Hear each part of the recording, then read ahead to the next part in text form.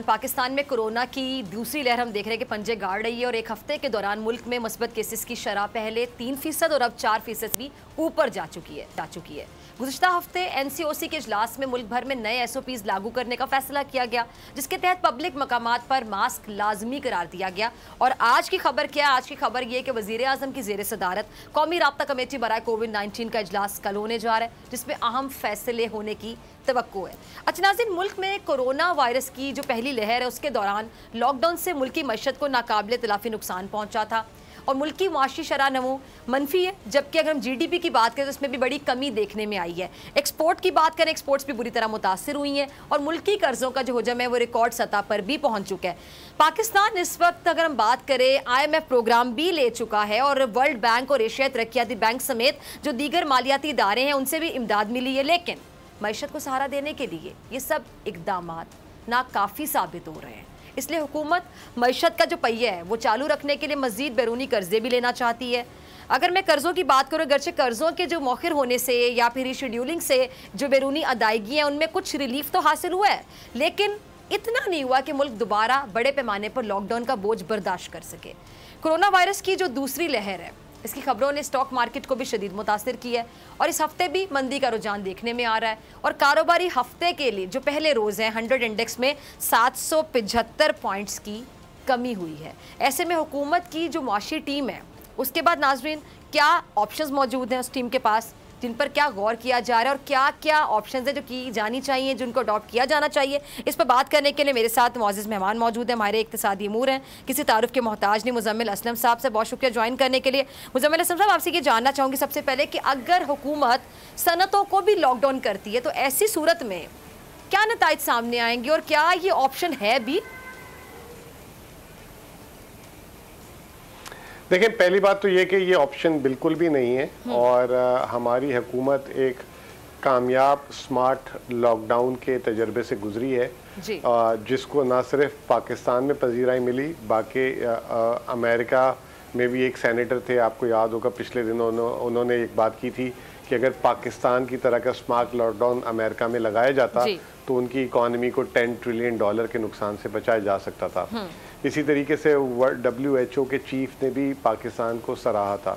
तो मैं ये समझता हूँ कि हमारी जो स्मार्ट लॉकडाउन की जो स्ट्रैटेजी थी वो बहुत सक्सेसफुल थी और अब वो टाइम वापस आ गया है कि इसको इम्प्लीमेंट करें। इस चीज़ को आज कंफर्म असद उमर ने भी किया और असद उमर साहब का आज का एक बयान था जिसमें उन्होंने कहा था कि अगर हम जो है कोरोना से निपटने के लिए इस तरह की स्ट्रैटेजी लाएंगे जिससे मईशत और रोज़गार दोनों पे फ़र्क ना पड़े, तो वही वाली ट्रैक एंड ट्रेस चीज़ें होंगी, टाइमिंग्स को जो है वो ऊपर नीचे करेंगे, लेकिन रोज़गार को जो है वो मुतासिर नहीं होने देंगे। इसका मतलब यही है कि सनतों को लॉकडाउन करने की ना कोई तजवीज़ है, ना कोई हम उस स्टेज पे पहुँचे हैं कि इसकी तरफ मुतवज्जा भी हों।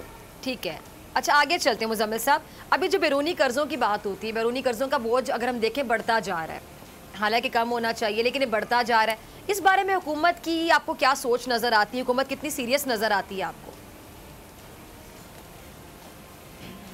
देखें, ये बैरूनी कर्ज़े या मजमूई कर्ज़े में एक बात बोलूँगा कि जितना सीरियसली इस हुकूमत ने लिया शायद माजी की हुकूमतों ने नहीं लिया था, जिसकी वजह से आप ये देख लें कि हमारा जो जारी खसारा करंट अकाउंट डेफिसिट 19 अरब डॉलर तक पहुंच गया था 2019 में, 2018 में उसको सिफर करके ना सिर्फ सिफर किया बल्कि उसको प्लस में ले आए, सरप्लस जिसे कहते हैं। जब आपका जारी खसारा सरप्लस में आता है तो इसका मतलब ये कि आपको कम से कम बैरूनी कर्जा लेने की ज़रूरत नहीं पड़ेगी। लेकिन कर्जे में दो चीज़ें होती हैं, एक होती है सूद की अदायगी और एक होती है कि असल कर्जा वापस करना। असल कर्जा वापस करने के लिए सूद की अदायगी तो जारी खसारा में आती है, लेकिन असल कर्जा वापस करने के लिए आपको कर्जा लेना पड़ता है। दूसरी तरफ आपका बजट खसारा होता है जो मकामी रुपए में होता है, वो भी आप देखें कि जो है हुकूमत ने कोरोना के बावजूद उसको कम किया है। देखें, हम जो भी बात करें आलमी पस मंज़र में करें, पूरी दुनिया ने 1920 के बाद पहली दफ़ा मईशतें बंद होते हुए देखी स्पेनिश फ्लू के बाद, और पाकिस्तान सिर्फ वाहिद मुल्क नहीं है, पूरी दुनिया की मईशत सुकड़ी है, पूरी दुनिया की मईशतों के कर्जों के हजम बढ़े हैं। जब हम पाकिस्तान का नाम लेते हुए बात करते हैं तो हमें पस मंज़र में पूरी दुनिया को और फिर देखना चाहिए कि हमारा जिनसे मुकाबला आया हमने उनसे बेहतर परफॉर्म कर रहे हैं या नहीं कर रहे। पिछले दिनों ब्लूमबर्ग ने स्टोरी की कि पाकिस्तान हालांकि एक्सपोर्ट्स में इंडिया और बांग्लादेश से कोई मुकाबला नहीं है, लेकिन 2020-21 में जो है हमने कदरे बेहतर इन दोनों मुल्कों से परफॉर्म किया। इसी तरीके से मईशत की जो पस्ती है उसमें जो है बांग्लादेश और इंडिया से हमने ज़्यादा बेहतर परफॉर्म किया। इंडिया की मईशत 10% सुकड़ी, हमारी जो है 1% भी नहीं सुकड़ी। अभी जो हमारी जो स्टॉक मार्केट जो जिसमें कंपनीज जो हैं खातेदार जो कंपनीज रजिस्टर्ड हैं उन्होंने 3 माह में 52% जो है कारकर्दगी दिखाई है पिछले 3 माह के मुकाबले में, और तकरीबन 39% यानी 39% पिछले साल के मुकाबले में इनकी आमदनी बढ़ी है। तो इसका मतलब यह है कि हमने यहाँ पे भी आलमी मईशतों में और ख़ास तौर पे जिन ममालिक से हमारा अक्सर मुवाजना किया जाता है उनसे बेहतर परफॉर्म किया है। अगर आप आइसोलेशन में बात करेंगी तो मैं कहूँगा, बिल्कुल एग्री करूँगा, आम आदमी की ज़िंदगी मुश्किल में आई है, कर्जे बड़े हैं, मुल्क में मजमूई तौर पे प्रेशर है, खुशहाली नहीं है, लेकिन उसके पीछे एक बहुत बड़ा सबब है और वो है कोरोना। ठीक है जी। अच्छा, कोरोना से मुझे याद है कि कोरोना की सिचुएशन हम जान लेते हैं। हमारे साथ अभी डॉक्टर अशरफ निज़ामी साहब भी मौजूद है। डॉक्टर साहब बहुत शुक्रिया ज्वाइन करने के लिए। डॉक्टर साहब, कोरोना के हवाले से अगर मैं बात करूं, अभी लॉकडाउन के हवाले से जो बात हो रही है, तो मैं ये पूछना चाहूँगी कि अभी जो करंट सिचुएशन है, क्या हम एक बार फिर लॉकडाउन की तरफ जाते हुए दिखाई दे रहे हैं? जाएंगे हम? डॉक्टर साहब बहुत बहुत शुक्रिया। देखिए, मैं समझता हूँ कि एक तो आपने बहुत अच्छा आज टॉपिक किया इन अ वे कि मईशत और कोरोना हमारा जो, और मैं जिसको मतलब मानता हूँ कि अगर जिंदगी नहीं है कोई मईशत और कोई किसी की कोई चीज नहीं है। That we have to be very much clear about it कि हमारे स्कॉलर अभी बैठे मतलब तशरीफ रखे हैं जो आपके साथ बात कर रहे हैं, and I agree all that कि सर्टेनली कि मईशत इक़्तिसाद हमारे हाथ और पाकिस्तान करने वाली, लेकिन पाकिस्तान के अंदर कोरोना की सूरत हाल है वो आज भी अच्छी है, और हम समझ पहली वेव भी पाकिस्तान से खत्म नहीं हुई थी, जबकि जी डॉक्टर साहब की आवाज क्लियर नहीं आ रही। जी, अब अगर नंबर के साथ देखें तो उस नंबर के साथ मतलब एवरीबॉडी नोज अबाउट इट कि एक जो हमारा केस है उसके साथ हमें 200 केसेस को समझ लेना चाहिए कि सोसाइटी के अंदर वो केसेस जो है वो मूव कर रहे हैं और हमारे साथ रह रहे हैं। अब उनमें से बड़ी बात उसके साथ आने के लिए है वो ये देखने वाली कि ये जो हम केसेस कर रहे हैं तो देख रहे हैं उनको एड्रेस करने के लिए और उनको आइडेंटिफाई करने के लिए हमारे पास सिर्फ एक ही तरीका है, वो है टेस्टिंग। क्या करें कि 20-22 करोड़ की आबादी के अंदर आज भी हम जब तक टेस्टिंग नहीं करेंगे तो हमें पता ही नहीं चलता कि हमारे साथ डॉक्टर साहब की आवाज बिल्कुल भी क्लियरली नहीं आ रही, तो मेरे किसी व्यूअर्स भी नहीं सुन पा रहे होंगे। असलम साहब, आपके मुज़म्मिल साहब आपकी तरफ आना चाहूँगी। अच्छा, एक और अहम पॉइंट मेरे जहन में ये कि जी हुकूमती जो मुआशी टीम है उसमें आपने देखा होगा कि तब्दीलियाँ होती रही हैं। लाइक शबर जैदी को FBI का सरबरा मुकर्रर किया गया, लेकिन फिर वो चले गए। टैक्स कलेक्शन की बात करूँ, FBI के मामलात, ये हमेशा हम देखते हैं कि दुरुस्त नहीं हमें नज़र आ रहे। जब से हुकूमत आई है, तब्दीली का दावा किया गया, ये मामलात आपको दुरुस्त क्यों नहीं दिखाई देते हैं? क्या वजह है, क्या हर्डल दिखाई देती है?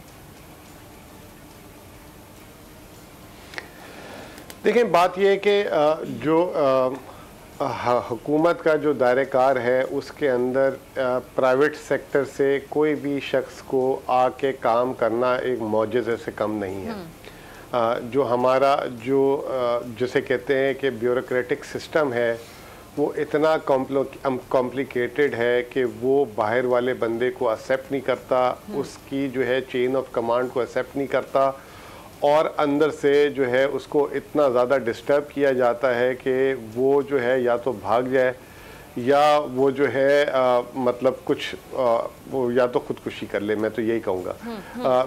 आप ये देख लें कि इस हुकूमत ने बहुत कोशिश की कि क्रेडिबल काबिल लोग जो बहुत समझते हैं मईशत को उनको आगे लाएं, लेकिन किसी एक को भी टिकने नहीं दिया गया। और सिर्फ वो लोग टिके हैं जो पुराने ज़माने में भी मिनिस्टर्स रहे हैं या जिनकी जड़ें जो हैं ब्यूरोक्रेसी के अंदर है, जैसे मैं हफीज़ शेख साहब की बात करूँगा।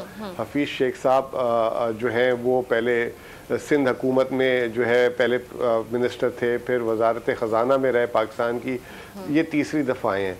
तो उनकी एक जिसे कहते हैं दोस्त यार फैमिली एक्सटेंडेड फैमिली हुकूमतों में। अगर आप मेरे जैसे आदमी को या शब्बर जैसे आदमी को जिसका कोई रिश्तेदार पुलिस में भी नहीं है या एक कोई छोटी सरकारी पोस्ट में भी नहीं है, उसको अगर आप लेके जाएंगे तो जो ब्यूरोक्रेसी है, उसका जो तरीक़ाकार है काम करने का, वो आपको कभी एक्सेप्ट ही नहीं करती। तो ये फेलियर शब्बर जैदी का नहीं है, ये फेलियर जो है हमारे सिस्टम का है और वो अच्छी रिसोर्सेज को काम नहीं करने देता। हमारे ये गवर्नर स्टेट में, हालांकि हमेशा से गवर्नर स्टेट बैंक बाहर से लगते हैं, इस बेचारे को भी जिसने इतना परफॉर्म किया, आपको पता है 1116 अरब रुपए इस साल स्टेट बैंक ने मुनाफा कमाया है। ये तारीख में कभी भी नहीं हुआ ऐसा, और किसी मीडिया में किसी ने ये खबर नहीं चलाई। और हुकूमत की भी कमज़ोरी है कि वो अगर कोई उनका आदमी अच्छा परफॉर्म करता है, जिस पे आपको भी याद होगा कि कितनी तनकीद हुई थी कि IMF से आदमी उठा के ले आए, ये समझ लें कि आधा मुल्क का गर्दिशी कर्जे के बराबर उस आदमी ने अकेले प्रॉफिट बना के दे दिया हुआ है। तो उसको भी इतना क्रिटिसाइज़ किया गया था किसी तरह ये भाग जाए यहाँ से। तो ये जो मैं इस बात की आपको नहीं मानूंगा कि जो लोग आते हैं चले जाते हैं, परफॉर्मेंस का मसला नहीं है, हमारे सिस्टम का मसला है, हमारी ब्यूरोक्रेसी का मसला है, और वो जो है लोगों को काम करने नहीं देती। मेरा एक ज़ाती तजर्बा भी है, किसी दिन और मौके पे वो बात करूंगा, आज वो मुनासिब नहीं है बात करना। चलिए, आपसे लास्ट में मैं जानना चाहूंगी, मुझे आपका शुक्रिया अदा करना है कि जो महंगाई है उसने लोगों का जीना दूभर कर रखा है। मुज़म्मिल साहब, जितनी भी बातें हैं ये तमाम लोगों को समझ नहीं आती हैं। आप अच्छी तरह से समझते हैं कि हमारे यहाँ बहुत से लोग ऐसे हैं जो इतने पढ़े लिखे नहीं, उनको ये समझ आता है कि जब हम बाहर जाते हैं तो सब्जी महंगी है, रोज़मर्रा की जो अशिया की चीज़ें वो महंगी हैं, महंगाई बहुत ज़्यादा है। ये महंगाई कैसे कंट्रोल होती है आपको दिखाई देती है? क्योंकि अब कोरोना है, कोरोना तो वैसे चल रहा है, जब तक कोरोना की कोई वैक्सीन नहीं आएगी वो तो चलता रहेगा, बेरोजगारी में भी मजीद इजाफा होगा। तो महंगाई क्या हम एक्सपेक्ट कर सकते हैं कि आने वाले दिनों में मजीद बढ़ जाएगी? तो फिर गरीब कहां जाएगा, उसे रिलीफ कैसे मिलेगा और कब मिलेगा? देखें, अब तो जो मुझे उम्मीद थी कि खाने पीने की अशिया, ख़ास तौर पे चीनी और गंदम की बात करूंगा, बाकी सब्जियां तो आपको पता है, सब्जियां फल उतार चढ़ाव होता रहता है, मौसम आता है जाता है। गंदम और चीनी की बात करूंगा, ये जो सिंध हुकूमत ने 2000 रुपये गंदम की चीनी को जो फिक्स किया है और वफाक ने 1600 रुपये किया था, कम से कम आटा तो जो है 75 रुपये से 50 रुपये नहीं होगा, ये 60, 65, 70 रुपये रहेगा, क्योंकि इन्होंने उसकी कीमत बहुत ज़्यादा बढ़ा दी है। और जहाँ रहा सवाल चीनी का, तो चीनी जो है 1 महीने में फसल आ जाएगी, वो मतलब क्रैशिंग शुरू हो जाएगी। उसमें भी आप ये देखें कि सिंध हुकूमत, जिसमें सिंध में गन्ना पहले आता है, उसने 30 नवंबर क्रशिंग की डेट बढ़ा दी है, और पंजाब में 10 नवंबर से, यानी अगले 1-1.5 महीना लोगों को चीनी फिर महंगी मिलेगी, उसके बाद शायद सस्ती हो। तो जो हमारी जो वफाक और सूबे की हुकूमतें हैं, ये जो है अपनी सियासत में आवाम को महंगाई की चक्की के पीछे पीस रही हैं। वह सूबाई हुकूमत, ख़ास तौर पे सिंध हुकूमत जो है किसी तरीके से वफाकी हुकूमत को शर्मिंदा करना चाहती है, और वफाकी हुकूमत भी जो है उनसे सही तरह डील नहीं कर पा रही। ये जब तक मसाइल रहेंगे हमारे मुल्क में, महंगाई, खाने पीने आपस के मसाइल की वजह से गरीब आवाम सफर करती रहेगी। आपको कर रहा हूँ। ठीक है जी, ठीक। मुज़म्मिल हसन साहब, बहुत शुक्रिया।